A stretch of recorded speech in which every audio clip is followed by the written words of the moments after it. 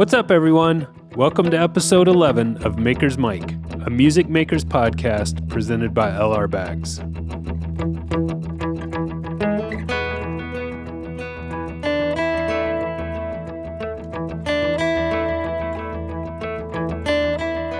Today's guest is the super talented and super cool Mr. Chance McCoy.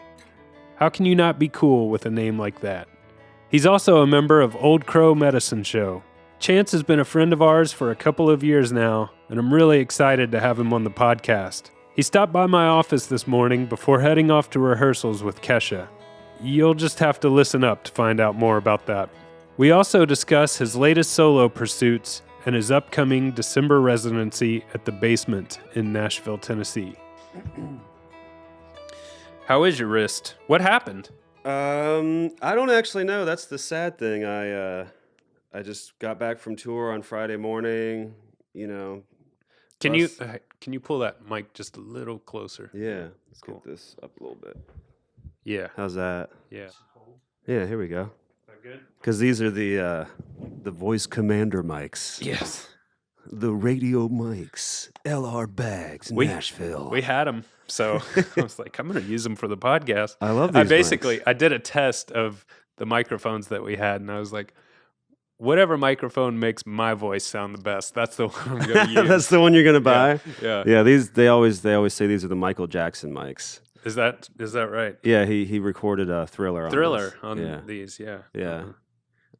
Yeah, so finish, tell us about your wrist. Oh, my wrist, yeah. So, I got back from tour on Friday morning, finished up the last Blonde on Blonde tour with Old Crow, and got to Nashville early in the morning. Bus pulled in, and I jumped off and started doing my thing. And I don't know what it was, but just by the end of the day, my wrist hurt. And I've had a lot of accidents before. I've broken my arms and snapped both my wrists, so I knew right away it was a sprain. Yeah. And so I thought, well, that's not that big of an issue, except that I'm playing with Kesha in a couple days. So, of course, I thought, oh, I have a sprained wrist and it's all bandaged up and looks terrible. This is social media gold. So I'll just post a picture of this and get some sympathy. Sympathy likes. Sympathy likes, yeah. And then, of course, I got a text from our manager, saying, Kesha, heard you broke your arms.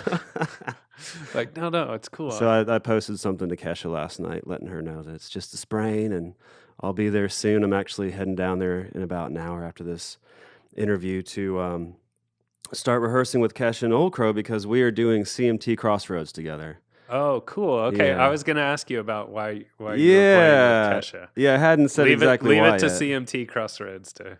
Yeah, CMT Crossroads, December 6th, that'll be the world premiere of Kesha and Old Crow, which I think is an amazing mashup.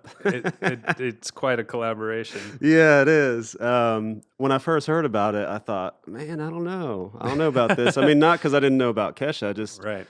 it's such different artists coming together. I didn't know Yeah. if it'd benefit either one. Yeah. But that's kind of what CMT Crossroads does, right? That's exactly what they do. And then I've They're learned like- more about Kesha since then. I feel like they have two lottery machines, and it's got like yeah. crazy pop artist and, Yeah. and traditional like old-timey or country music artist. And Yeah, it's it's just like- let's see who gets paired up with who. Yeah, it's like Jay-Z and Waylon Jennings, like, Right. make that happen. Yeah. Well, apparently, the way it works is that the artist gets to pick whoever's been invited to do the show gets to pick the artist they want to play with. Oh, that's so cool. Kesha is an Old Crow fan, Oh, awesome. which is awesome. I would have never thought that, but she's actually a big time music nerd. Yeah. I mean, she is really into music, and she's. I know this all because I've been reading about her. She's one of these really great, talented musicians who was a total music nerd growing up. Her mom was a songwriter, wrote that song "Old Flames Can't Hold a Candle to You," Okay. which Dolly Parton did, and basically, with her, it's like she got thrown into the pop machine. Because she was a young, talented, pretty girl who was willing to go the extra mile and get out there and do her thing. Yeah. And so she kind of got thrown in that machine and ate up. Yeah. And we've seen a lot about that in the news about what's happened and all that stuff. Yeah, because I remember when she used to like play at Springwater. And Yeah. Yeah. She's from Nashville. uh-huh. So she's Yeah. been around for a while.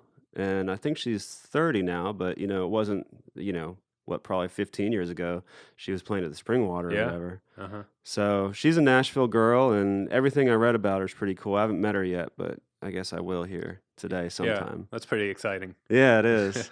Yeah. So have you played at all with your wrist in the shape it's in, or I like haven't yet. practiced a little bit? Or I haven't yet.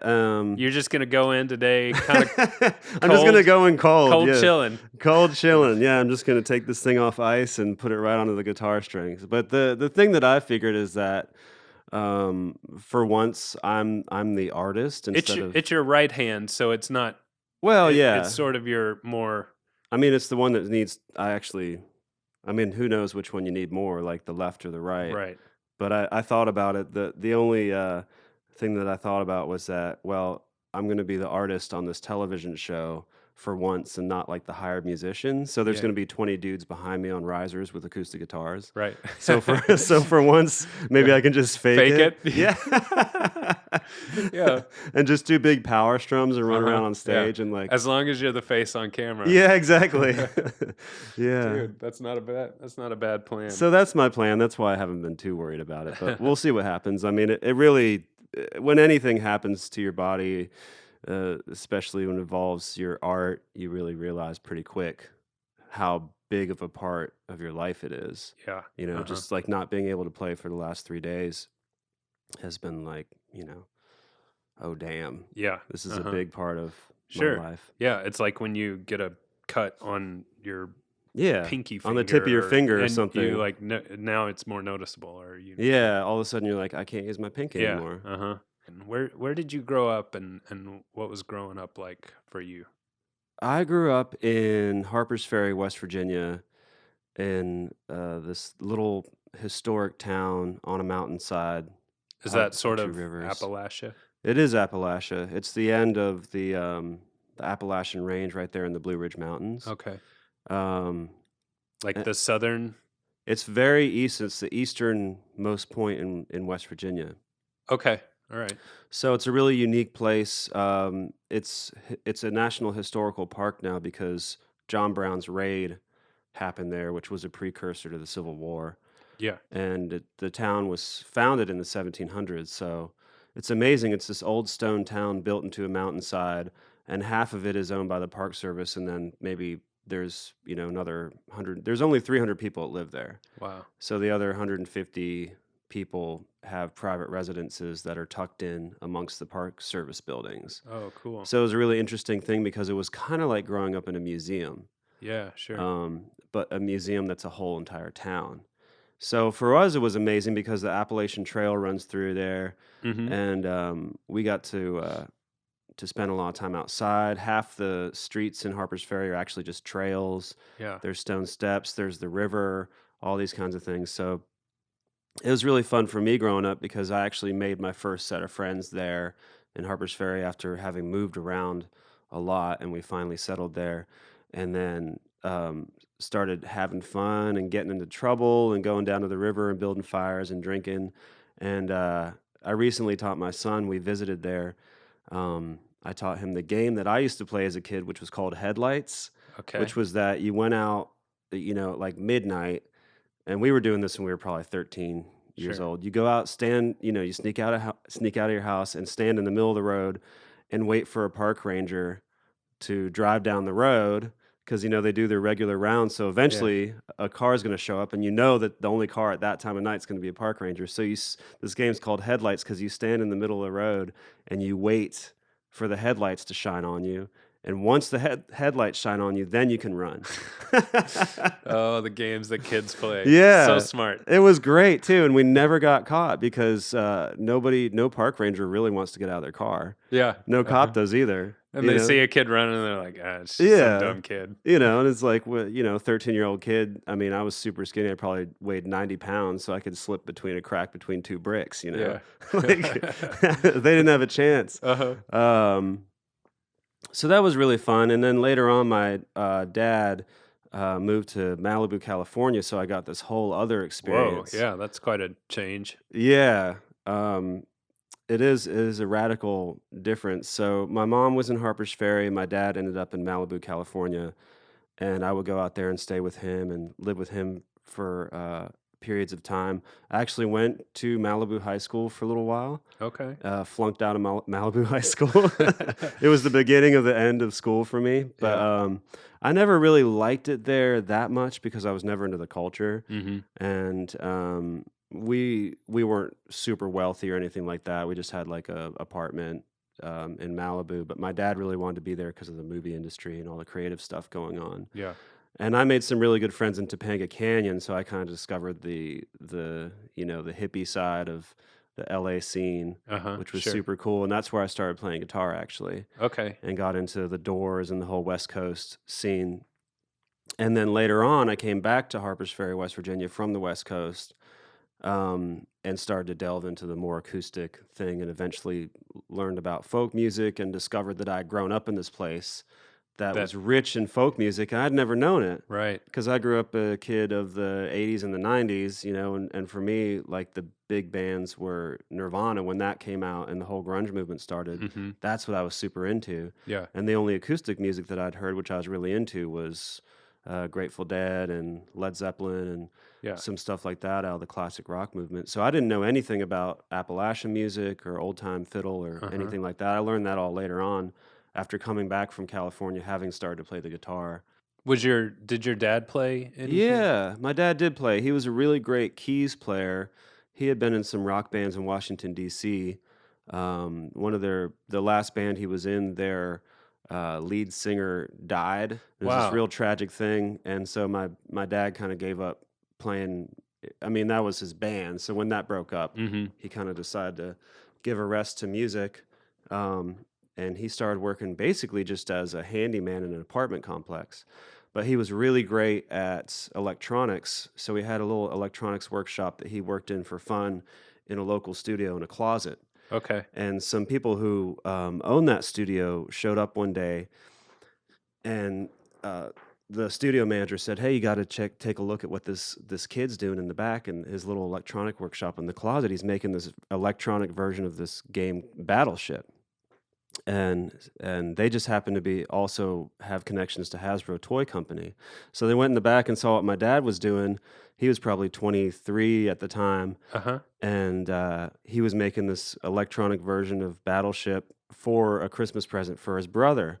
And at this point, it was, I guess, probably the mid 70s, and electronic toys really hadn't taken off yet. Sure. And they said, "Hey, do you mind if we borrow this thing for a couple weeks? We want to show it to some friends of ours." And my dad was young and naive and said, "Yeah, sure." And he let him take his prototype of it, and they went and sold it to Hasbro Toy Company. Are you kidding me? No, this is true. And That's crazy. yeah, and it became the number one selling toy of that year. And they claimed that the invention was theirs because it had been made on their property. And so my dad found out after Oh, months man. of wondering where his prototype had went. Christmas has come and gone. He finds out that it's the biggest game in America, and so he filed a lawsuit against these guys and got half of his royalties back, Oh, well. and that made him into like a millionaire like overnight. I mean, that's something. Yeah, yeah, it's incredible. He lost all that money shortly thereafter, but because he was a really generous, artistic guy and he Yeah. wasn't money smart. So for maybe the first couple years, I was a little kid. We were living high on the hog, Uh-huh. and then we went back to just lower middle class living. Americans.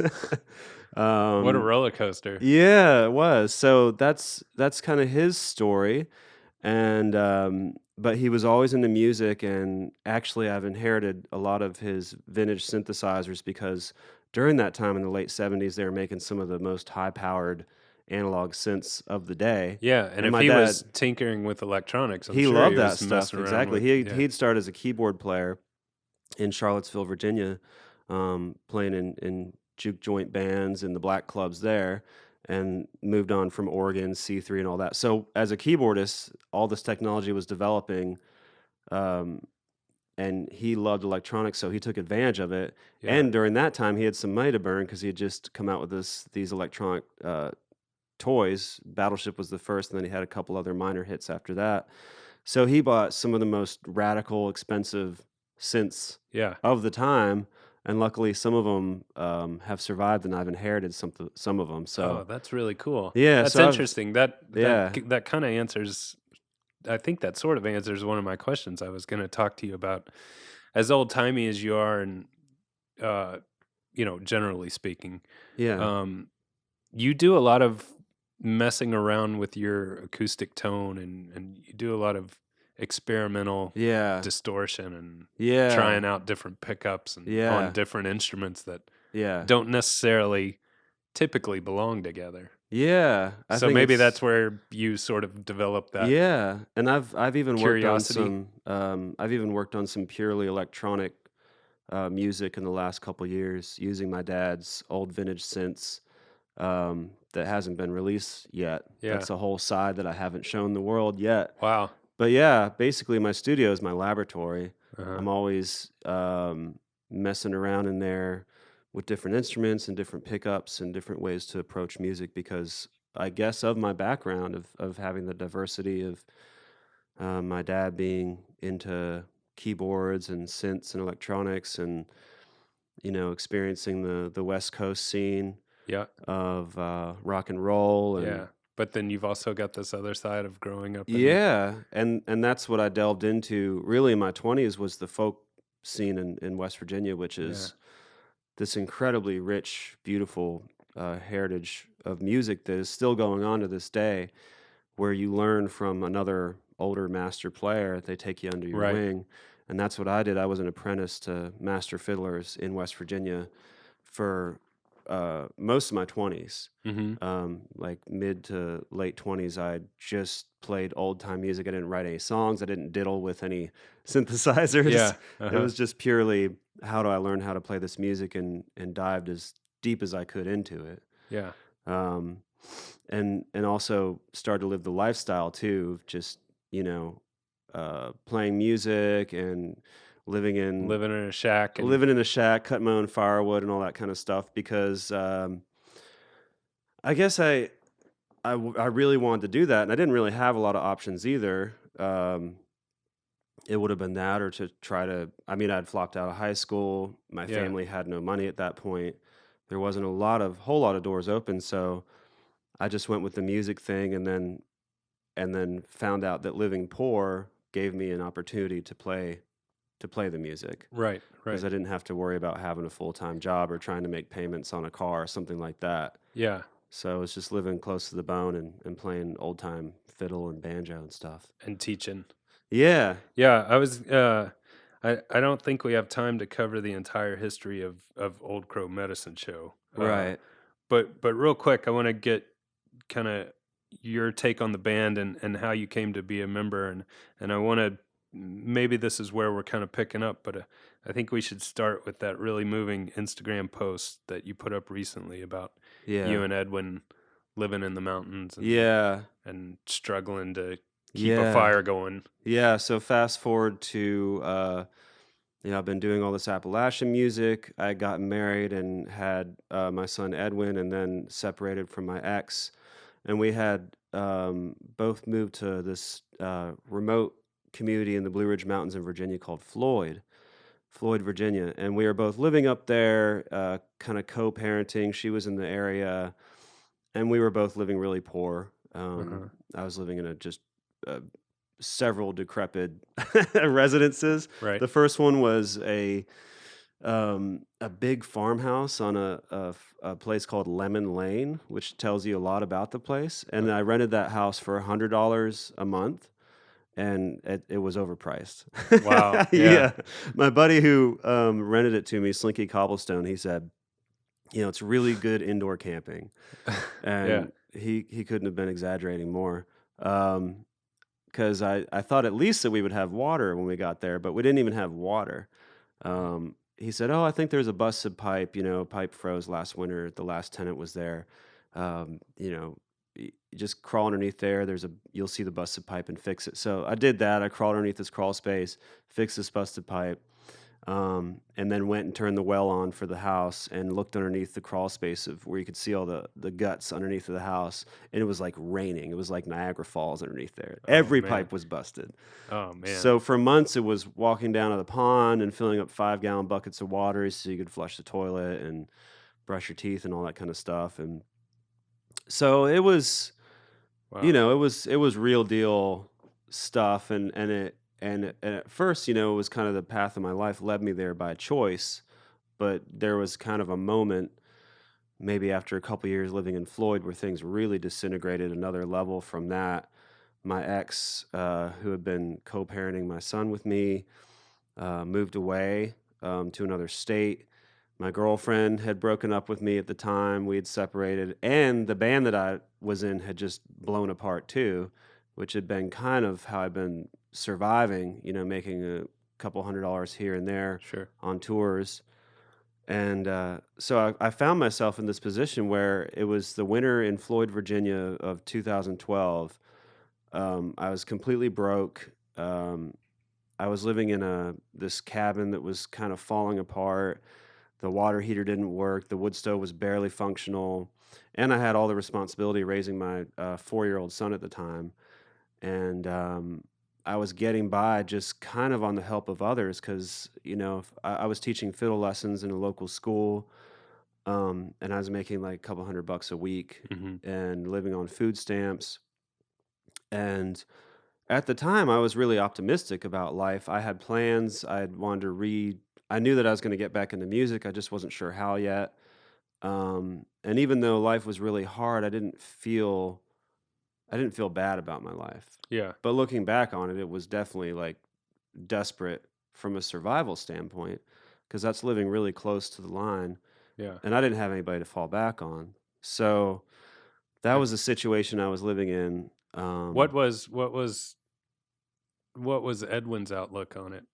Well, I mean, I Edwin, bet like he probably loved it. yeah, didn't he loved it. Yeah. Like that's been the great thing about Edwin. And now I look back, I think this is an important message to everybody who's raising a child that might feel bad about, the situations that they end up in and the things their kids have to go through. I look at Edwin now and he's so well adapted Yeah. because he never felt that anything was wrong because I never was freaking out about it. Right. It was like, oh, we're going to do this today. We're going to do that. Yeah. He loved it. And from a kid's perspective, it was great. We lived on a big farm with the pond. He was going to this cool, weird hippie school, and he'd get to spend the night at his friend's house all the time because he didn't know I was like trying to work. Yeah. So, and there was nobody to take care of him. So he's having a lot of sleepovers. So from his perspective, it was awesome. Yeah. And I really look back on those days fondly, and even everything that was hard about that time, I don't look back at that time and think that time sucks. Everything's so great now. Right. Because I found as my life's changed and I've had some success in music and things like that, that you can be just as miserable on either end of the spectrum. So that was a good lesson, because if I had been miserable then, I might have thought, oh, well, if things change, if X, Y, Z, if I get more money or get something happens with my music career, then I'll be happy, which is completely wrong. Like you have to be ready. That's a really great outlook on Yeah. life. Yeah. You have to be prepared to be miserable and happy throughout every stage of it. Because if you you're never know. if you're expecting happiness as things start to go well, quote unquote, Right. then you're going to be really disappointed. And I think a lot of artists discover that, and that's probably the growing pains for a lot of artists. They find out how hard it can be and how many challenges there can be at every step of the game. Yeah. So Edwin was like, he was happy, he was jiving, and he was well taken care of, and thank you, federal government, for food stamps. He was well fed, and it helped that he liked white rice was his favorite food. His white rice and chicken thighs was pretty much what we survived on. So yeah, he loved it, and it's a shame now that he doesn't remember more of it because since we've moved to Nashville, we've had a lot of great experiences, but we haven't had as much as a country thing. Right. You know, versus back then, every day, you know, was driving around a pickup truck and fishing and swimming and cutting firewood. Yeah. Mm-hmm. So I love that lifestyle. I hope actually to go back to that. That's always been my plan B. Yeah. Of either getting to retire or if things don't work out for any reason here in Nashville, I know how to be poor really well, like how to enjoy it, you know? So that's a good skill. Yeah, it is really good. Otherwise, you kind of especially for a musician. Yeah, totally. Yeah, yeah. Because I don't really have any other great skills anymore. Like I've kind of ended up with just music as my only thing. So if the bottom falls out on that, like I don't know what else I'm gonna do. Yeah. I'll be poor again. Just be poor again. Yeah, exactly. You want something to drink? You want a sparkling water or something? Sure, I'd love that. Yeah. It was funny because having this gimp arm reminds me when I did join Old Crow, which was my big break, and what ended up happening there was that I did kind of hit a wall at that time when I was living in Floyd, and because I was just I didn't have enough support. You know, I was waking up at 6 o'clock in the morning and going to bed at midnight just to try to make everything happen, raise my kid and work and all that stuff. So I laid down one night and was completely exhausted. And that was the first time I think that the hopelessness kind of crept in, where I thought, I don't know how I'm going to keep doing this. The optimism faded at that moment. And I realized that this is like real deal, that things weren't looking good. Yeah. And I didn't know what was going to happen next. And right at that moment, it's incredible because that was the first moment that I really felt that way, laying down that night exhausted. And that's right when I got a message from Ketch out of nowhere. Never met the guy before, never hung out with the band, never been part of their camp, never had even a mutual friend. And really? Yeah. How did he find out about you? Well, we all went to this, we all went to a folk school at different periods. We had never been there together, but had never met, but we had all gone to Augusta Heritage Center at different points in our lives. And I had gone there as a student and then an apprentice where I learned old-time fiddling and then eventually become a teacher there. And they do these summer classes a week during the summer where you can learn a folk music discipline, whether it be old-time fiddle or Irish button accordion or something. Right.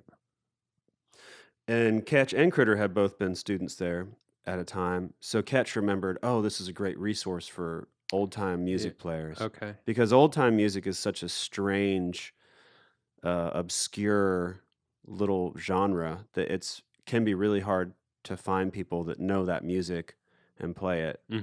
And so Ketch thought, oh, Augusta Heritage Center, there was great old-time musicians there because they were needing somebody else to join their band. They had lost originally they had lost Willie Watson, and then Corey Yance had went and joined Jack White. Yep. So they were down 2 band members, and they didn't really have enough band to get by and do a tour. So they were looking for somebody, and he thought, oh, that's a great place for old-time musicians. I'll just go on there and check it out. And he said that I was the only instructor listed on their website under 50.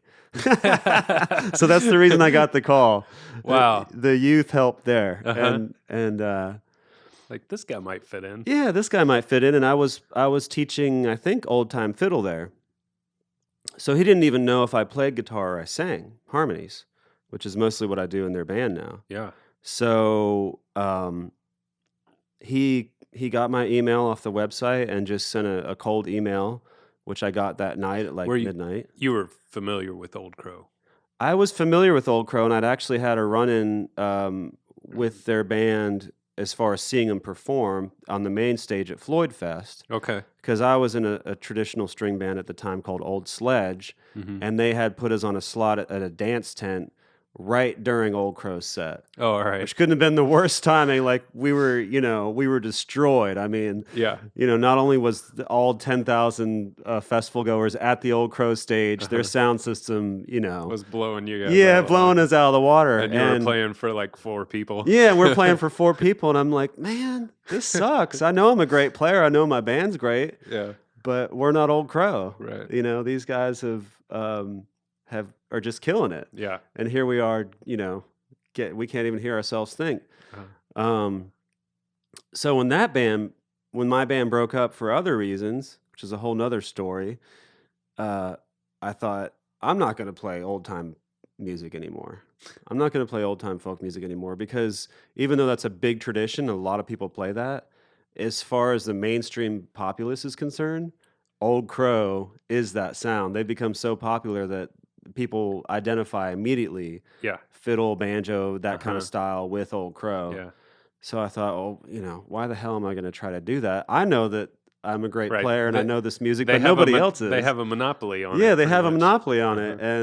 And I don't want to go through the rest of my life in the shadow of Old Crow and have 5 people at a show and one of them yells wagon wheel every day. It's I thought, well, just screw this. I'm going to go back to songwriting and my own music. I knew I was a diverse musician, and I'd just gotten so obsessed with old time music that I'd gone down that rabbit hole. Yeah. And I thought, okay, now's the time to pull back and look at writing songs and doing my own thing again. And then old time music came calling after you. Yeah, and then they came and found me anyways. I know. And then I thought, well, I wasn't going to play old time music anymore, but if I am going to play old time music, at least I'll play with Old Crow. Right. I'm not going to live in the shadows, but I'll share the stage with them. Sure. Exactly. Yeah. So that changed everything. I mean, it was like 0 to hero. Yeah. Immediately, but coming back around to the gimp arm that I have right now with my sprained wrist, I moved to Nashville. I started rehearsing with, I came down here and I had an audition with them because there's about 5 other people who were vying for this slot in the band. And my pickup truck was so jacked up, it had like 300,000 miles on it. Great truck, but it wasn't going to leave the state of Virginia. Yeah. I had to rent a car to drive down to Nashville, and I remember very vividly driving down to Nashville, and I tried to rent a small little gas sipper economy car, and they didn't have any of those where I went to get this rental in rural Virginia, so I ended up they gave me a Dodge Charger, like all black Dodge Charger. Right. So I'm rolling into Nashville in this huge sports car, and there's that big billboard they used to have in town, driving in on 40. It's like, welcome to Nashville, where stars are made, and there's a guy with a guitar. Yeah. And here I was driving in with my guitar in the back seat. Trying to make it. Yeah, I thought this is crazy. I would have never tried to do this, but here I am living this, and I hit it off with the guys right away. We just had such a good time during that audition. It was supposed to be an hour audition. Next thing I know, we're going out to lunch. Next thing I know, we're like coming back and jamming tunes. And then they had a bunch of demo songs that they had written that they were going to try to record that day, and they invited me to record with them on the session. Okay. So I went from like showing up in the morning for a cold cut audition to by the end of it like tracking new tunes with them. Wow. So we hit it off from the start. But what happened? I had another thing happen where right when we were supposed to go on our first tour, I just ran my first house in Nashville. And I went on a bike ride the evening before bus call and had a terrible bike wreck. And I flew off my bike, land on the pavement. Bones were popping, snapping, cracking, and I jumped up real quick, embarrassed, like, oh, I'm fine, and arms dangling off to the side, completely useless. And I thought, oh man, I couldn't have broken my arm. It'd be way more painful than this. Yeah, I'll be fine. Because here I was on my first tour with Old Crow, after coming through all the stuff that had happened to me, 0 to hero. So this is like bookends right now. Yeah, this is the bookend. This is the part of the story I haven't told very much, is that I had totally broken my arm and snapped my wrists before the night of before the first tour. Oh man. So I went. I called their manager, and of course, he was really concerned. He's like, "Let me send somebody. Yeah, send somebody down with some ice and some ibuprofen. So they send somebody down to bring me some ice and ibuprofen, and she comes in, and I'm laying on a mattress in an empty house because I just rented a house. And the only thing I had was a mattress. She's like, yeah, are you okay? I mean, I think maybe we should bring you to the hospital or something. I said, oh, no, I'm fine. You know, it's just a flesh wound. It'd be fine. And she said, no, you have a big major tour. The Lumineers were opening for us right when when they blew up. Yeah. The whole tour was sold out the whole summer. First time Old Crow had played in a year and a half. Yeah. New record coming out, everything. So she said, we should probably have somebody look at this. You know, it's pretty important you get on that bus. So I said, well, yeah, I'll go to the emergency room, but only if we go to the local Irish pub first.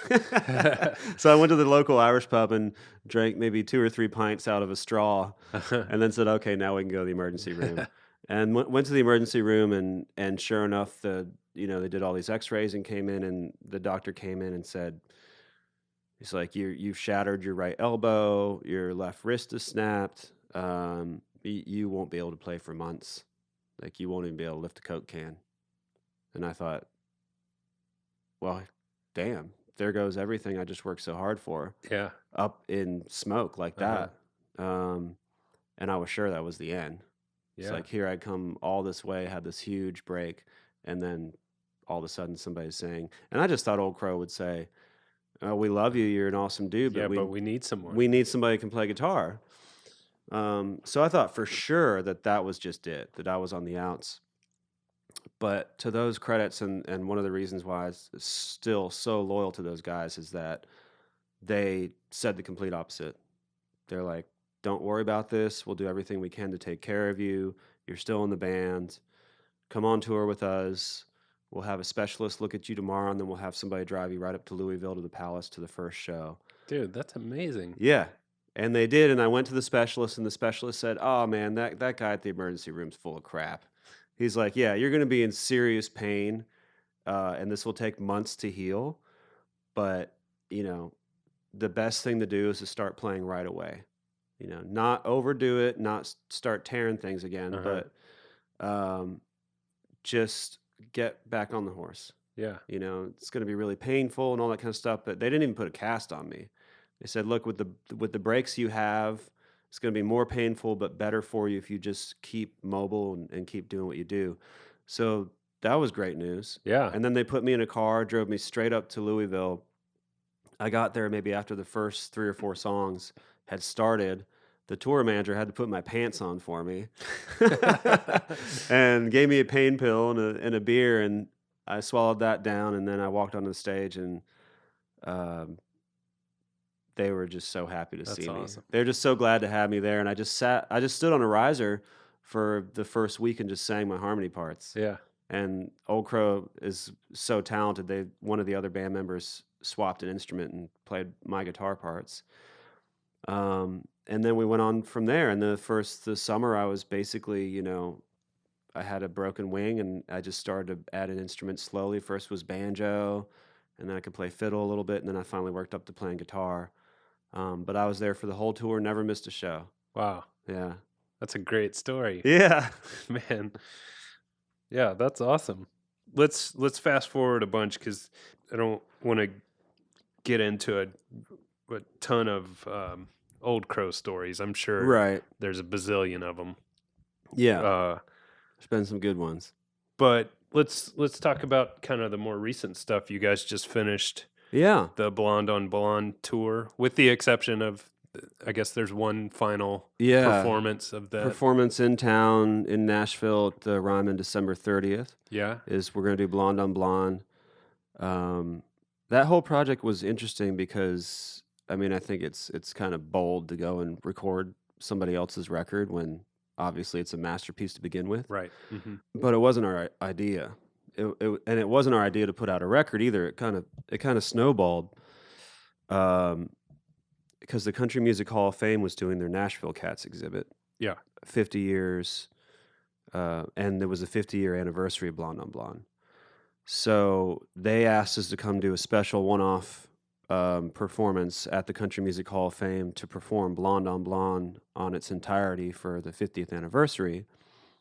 And so we worked up all these songs, did our own take on them. I think the hardest thing about it was the lyrics.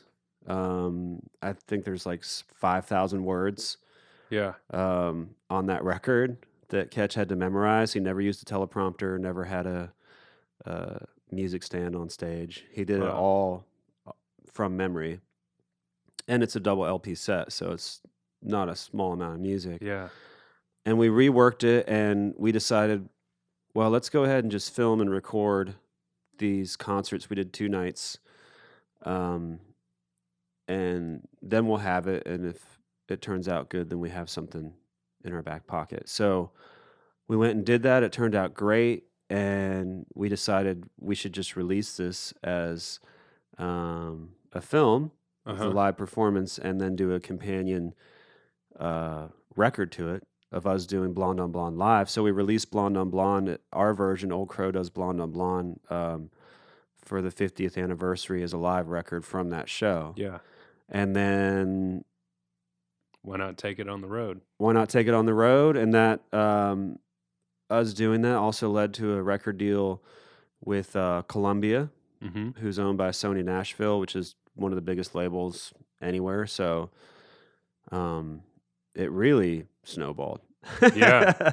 All of a sudden it's like, hey, we're going to do this. We're going to cover this record one night.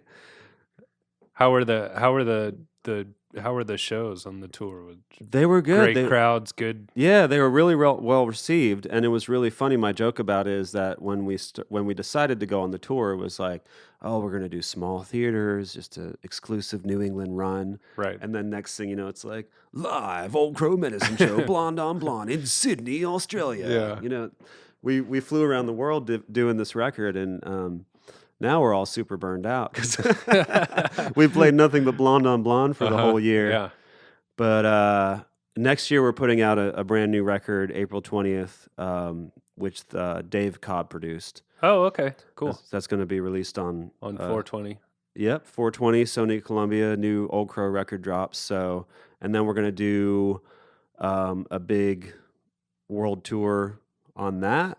And then after that, the consensus is kind of to take a break from the Old Crow thing. Yeah. And that's given me an opportunity to start working on some of my solo stuff. Yeah, I was going to segue into that and ask you about some of that. So you've got your Electric Crow residency coming up. Yeah, I'm really excited about that. I had to book a gig to kick myself in the ass and make myself actually do something. Yeah. Because otherwise I'm in my studio and I'm always working on stuff.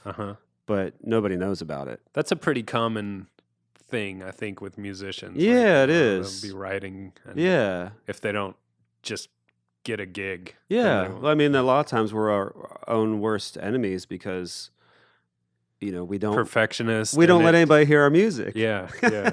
I've been. I mean, it's all artists. I think painters. And, So I've this journey was good because it started with the Electric Crow thing, which is a residency in Nashville at the Basement Mondays in December 4th, 11th, and 18th. And the idea was, okay, I'm going to book a really small venue and not try to make a big deal out of it, but give myself the opportunity to play live and figure out how I'm going to play my music live again.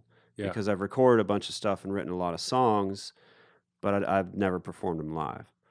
So I decided to put together a power trio, just strip it down, and that's where a lot of these experiments with acoustic guitar have come from.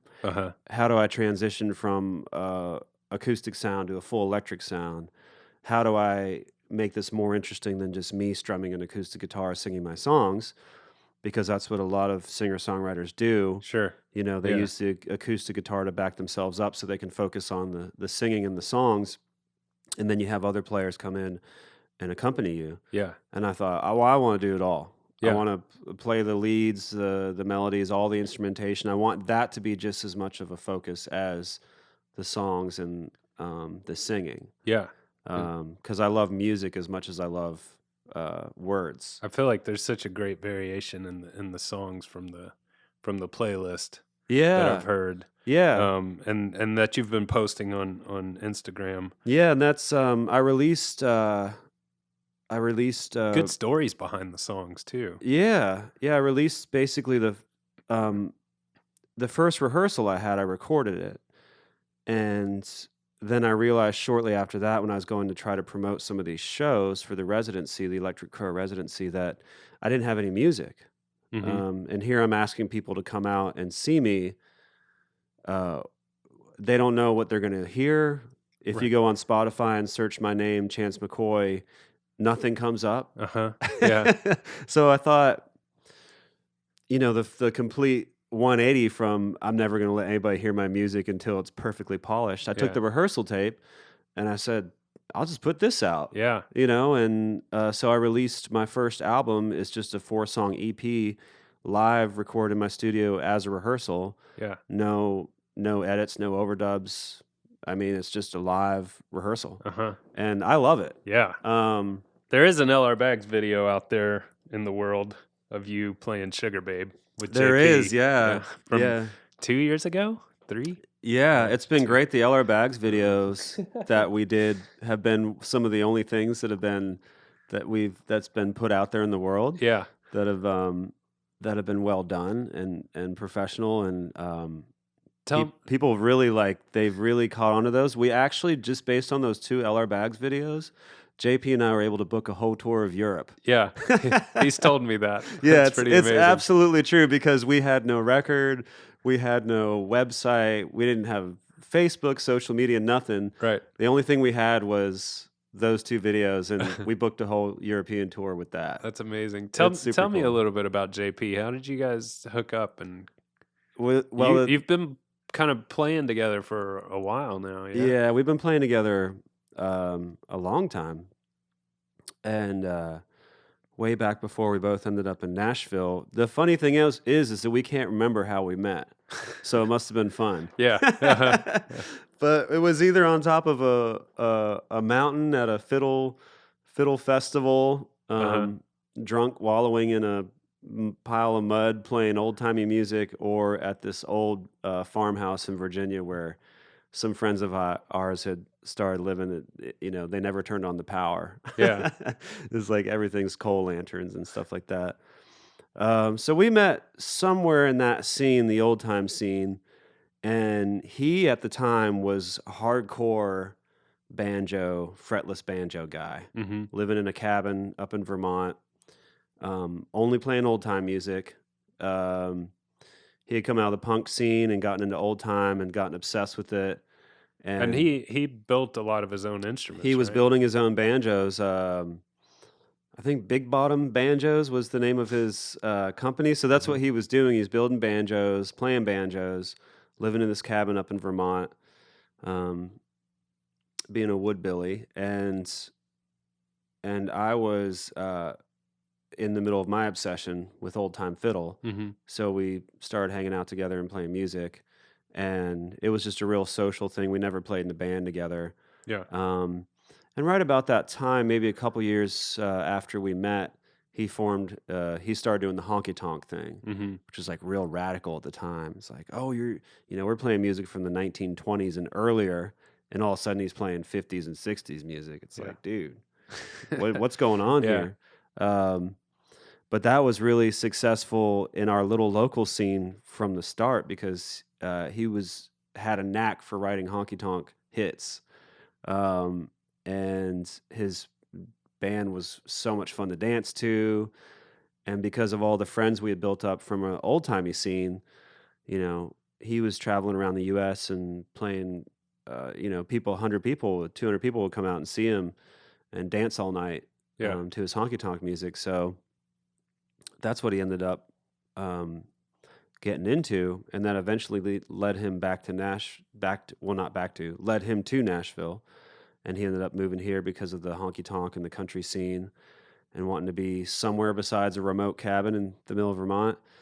And then I joined Old Crow, so we both ended up in Nashville, and that's how we kind of reunited and thought, man, we should play some music, but we should go back to our roots, how we met playing what we originally did, because people probably don't know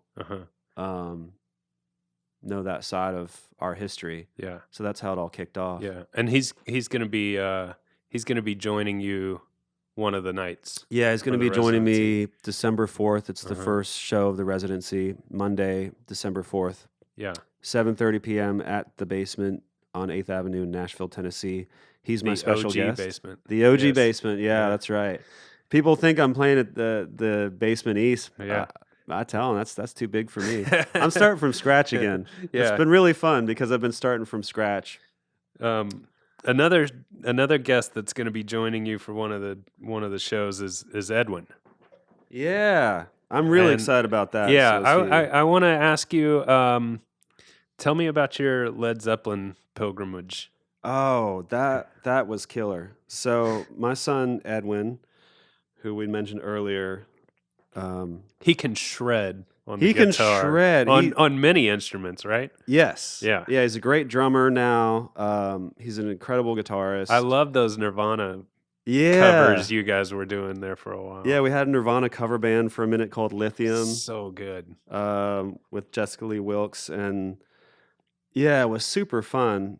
I wish we had played a show with that. We never played a show, but maybe one day we will. But I turned Edwin on to Led Zeppelin, and that's a mutual love of both of ours. And he's 10 now, and Old Crow got a tour booked for Blonde on Blonde in the UK. Mm-hmm. So I had my plane ticket paid for. So I thought, oh, this is going to be great. What we can do is that after the tour is over, Edwin can come with me, and we'll go ahead and travel the UK for a couple weeks and go to all the hallowed places in the history of Led Zeppelin. Go to Bronyard Cottage, go to Headley Grange, go to Olympic Studios, find out where Jimmy Page lives, knock on his door. Uh-huh. And so that's exactly what we did.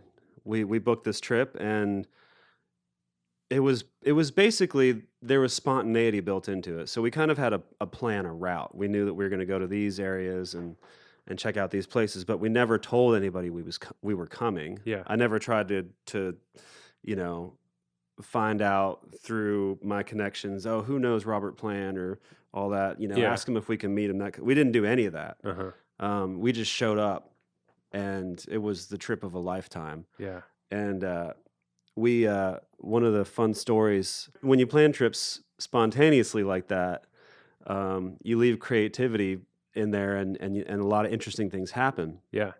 And one of the things that happened with the Jimmy Page part of the story is that we went to Jimmy Page's house in London, and he's got a really known historic house in the Chelsea district of London called the Tower House. And we went there, and we knocked on his door, which was amazing. There was no security, no nothing. There was an iron gate that we let ourselves in through, and then a stairway up to the front door, and it was like knocking on the wizard's castle. Yeah. And he wasn't home. But we found out that he had actually moved recently to this country estate, and that because his neighbor was doing so much construction, it was driving him crazy, and he had to get out of London because his neighbor was being a jerk, building like a 5-story basement. So we found out, we did some research and found out where Jimmy Page was living at this country estate. And we found out that there was a historic inn right behind his house. So we booked a room there, and we went to this little town called Sonning in England on the Thames, maybe a couple hours upriver from London. And our experience trying to knock on Jimmy Page's door there was very different than trying to knock on his door in London, because this house is completely walled off. It's like got a huge garden that's completely walled off, and there's no obvious entrance to this place. I don't know if he just materializes in the middle of it through magic. Or if he has like a secret underground if he has a secret underground entrance or what. Cave. So Edwin and I, we were literally staying right next to his house, and we walked around the whole property. We couldn't find any obvious entrance. So we were a little bummed out about that. And I said, well, let's just walk down by the river. Let's just go down by the river, and we'll sit by the river and hang out for a minute. And so we went down by the river, and there's this really beautiful day on the Thames, and there's all these people floating up and down the river on boats, And sure enough, here comes this boat down the river, and Edwin's sitting there writing his journal. I tap him on the leg. Look who's coming down the river right now. And we both look up and swear to God, it's Jimmy Page on this little wooden handmade boat. And the name of the boat is Pagan. And there's Jimmy Page, shock of white hair, pulled back, John Varvatos sunglasses. And he looks over at us. He throws us a little wave. We were sitting on a picnic bench next to the river, and we thought, "Holy man, this is Jimmy Page." He just waved at us, and we were both so excited. We found him. Finally, we're going to get to meet one of our heroes, and he kind of floats by us on the river, and we both jump up and think, well, let's just walk down the river path and see where he pulls out. Maybe we'll get to shake his hand. So we start walking down the river path, but Jimmy Page is kind of getting away on his boat. His boat's going kind of a little quicker than we're walking. So Edwin starts freaking out. Oh, we're losing him. We're losing him. This is our opportunity to meet Jimmy Page. And I said, well, I don't want to run after this guy. Yeah. That's just creepy. Like, we don't do that, you know? And he was freaking out. He's almost in tears. This is our one time to meet Page. Come on. And I said, okay, well, I'll tell you what. You go ahead and run after him. And it's not creepy if he's doing it. Yeah, it's not creepy. It's like, you're a kid. You go ahead. Just run. Yeah. Go get him, son. So he shoots down the path, and he runs for a long time, way out of sight of me. He told me this story after he returned, but he goes way around this river. He runs for like a mile. And it turns out that the river gets really bushy and a lot of trees growing on the banks and all that. So he has to run for a long time to find a clearing to get back down to the river. So he finally gets back down to the river, and sure enough, here comes Jimmy on his boat coming up the river, and Edwin is waving his hands on the side. Hey! And he starts to slow down a little bit. And Edwin says, are you Jimmy Page? And Jimmy looks over. He says, what's that? I can't hear very well. He says, are you Jimmy Page?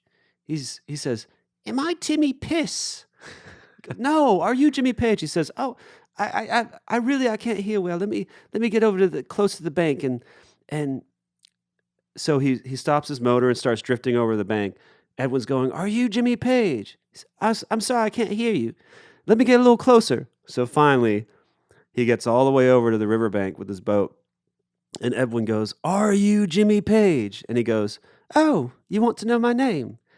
Edwin says, yes. What is your name? He goes, I'm Gordon.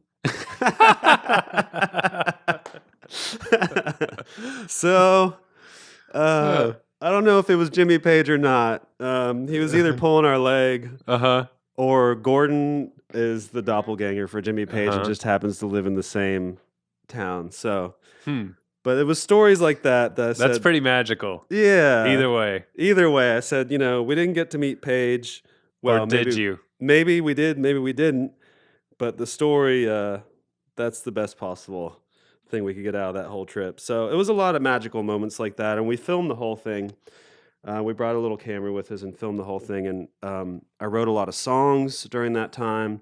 We were up at Bronyard Cottage in Wales, where Led Zeppelin wrote a lot of their acoustic music after they kind of went on a hiatus from their big success of their early years. And so it was just a really special trip, and we came away with that with a lot of incredible memories, father-son things. That's so awesome. Yeah, and we came away with a lot of great new music and a lot of film too that we've just kind of sitting on a hard drive right now, waiting to be chopped up and released to the world. So that's really cool. Yeah, it was amazing. Yeah. I'm pretty much gonna wrap it up. I got a few kind of silly questions. Yeah, what time is it? Here I got 1:23. Okay, cool. Yeah, we got plenty of time. Do you have any good jokes? I'm trying to think if I have any good jokes. I think I have some good jokes, but I don't think I can tell them on. Okay. Those are my jokes. That's not the first time I've gotten that response. Yeah. No, I have this joke. I don't know. I don't think it would come through over the mic. But, dad jokes. That's all I'm left with now is dad jokes. Yeah. You know. Your Jimmy Page story was I mean, that was a good laugh. That's Yeah, gonna that's a get a good good joke. laugh out Yeah. of some people. Uh, can you give me a few of your deserted island albums? Deserted Island albums? Yeah, are you familiar with that? Yeah, the ones that I would play. No, if you were on a deserted island and you could only have Have a a couple few, records. Have a couple records. yeah, what would you have with you? Well, I would think that I would definitely have a Grateful Dead record, American Beauty or Working Man's Dead with me. Definitely bring an old-timey record. One of my favorite old-timey records. Very hard to find, but it's I think it was originally released with Smithsonian's Ed and Hammond's West Virginia fiddler. Just incredible stuff. And he was recorded in the 1940s. He was in his 70s at the time. He'd been born in the late 1800s. Was a fiddling virtuoso child prodigy. Was playing square dances when he's 10, and they recorded him when he was 70. Those old recordings of him are incredible music, but they're also you can hear the whole environment. It's like stepping back in time, Oh, cool. a window on time. So I really love that. Another record for me would be Nirvana Unplugged.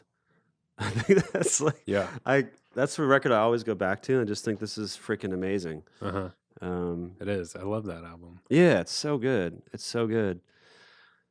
It's timeless. It's going to be a timeless record. Yeah, I think. it is absolutely timeless. It's a good insight too, because I think Kurt Cobain was a really incredible artist who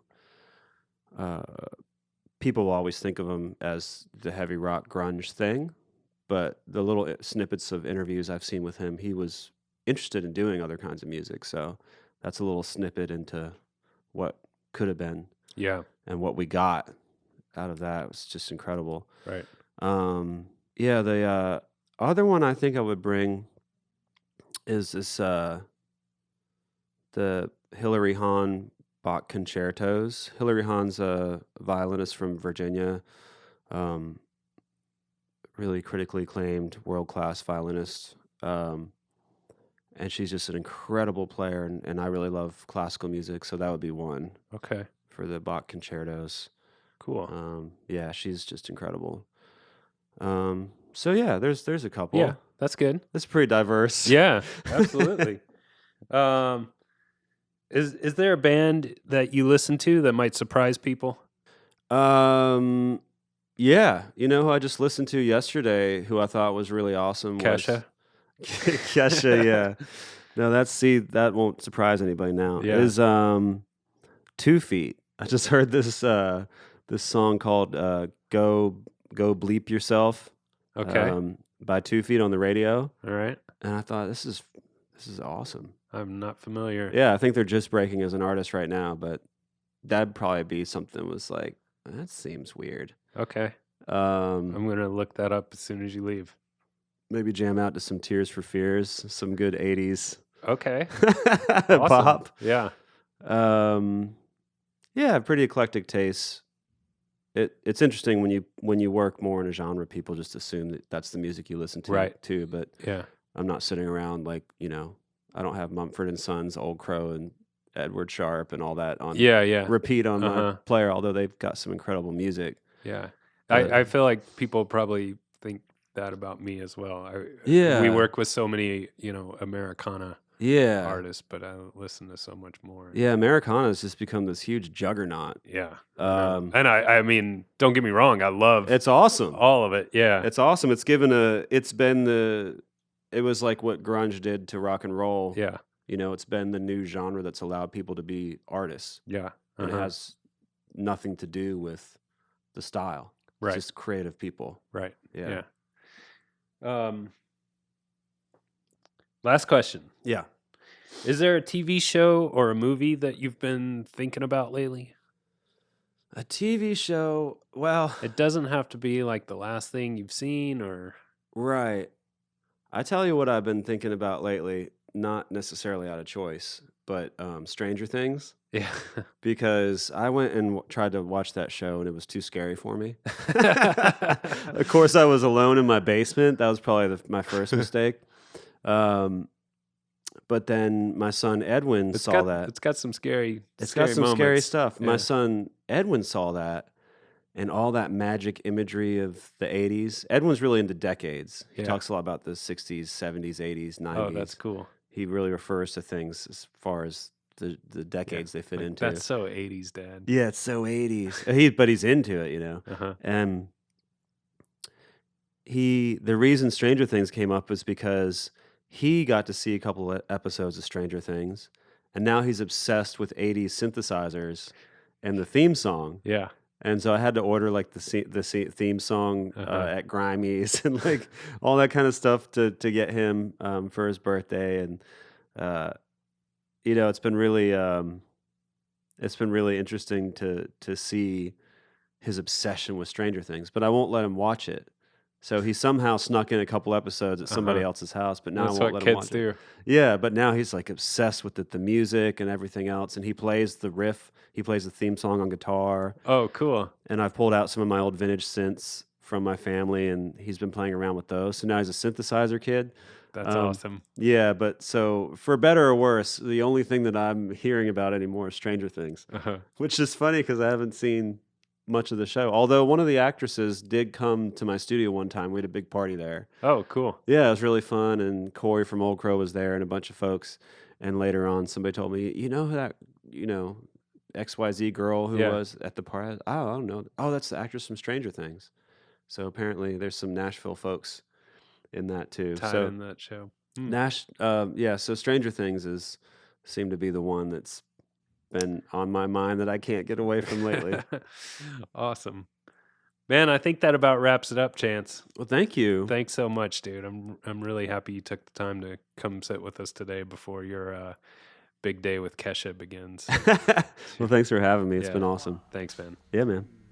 1, 2, 3.